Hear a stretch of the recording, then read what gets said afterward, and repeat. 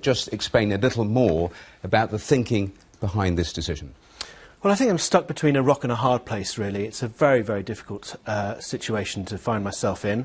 I think you have a track which I believe is disrespectful. It is not a political track. It's not shipbuilding or I was a miner. It is actually a personal attack on an individual who has just died. And but on the other hand, if I ban the track, then you have arguments about censorship and freedom of speech.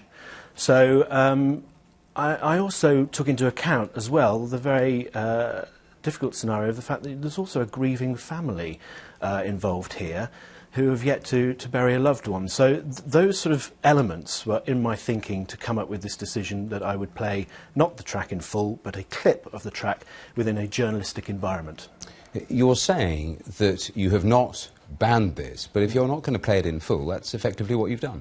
Well, no, I haven't, because I think I have a duty to inform and educate the audience about this campaign. And this campaign, have decided to buy this track to put out their point of view. It is an historical fact, and we need to reflect that historical fact. But I am not going to... Sorry, I'm getting confused, because this is the official chart show. Mm-hmm. That's the beginning and end of it, isn't it? Well, no, because Radio 1 has to make decisions on a daily basis about taste and decency in records, whether that is swearing or imagery within a track. And we often edit tracks, or we often decide to not play a track at a certain point in the day. Which bit, out of interest, are you planning to play? Because you're saying you're going to play part of it. Which part? So we will take a decision that when the track is announced, whether that is number one, we'll have to wait and see, that the presenter will introduce a journalist who will then put it into context. We will hear different views from the audience about whether or not they think we should have played it, and then they will play about a 4 or 5 second clip of the tune. Which precise 4 seconds, I will leave that to the journalist. 4 seconds? 4 or 5 seconds, just to illustrate the point and make it a record. Do you not think that the position you've ultimately come to is simply a fudge? Well, no, I believe it's a compromise.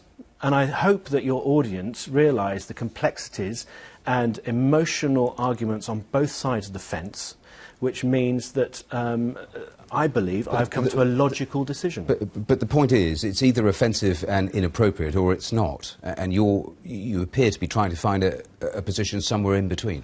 I am trying to find a position in between. I do find it disrespectful. I do find it that it is a personal attack on an individual who is yet to be buried.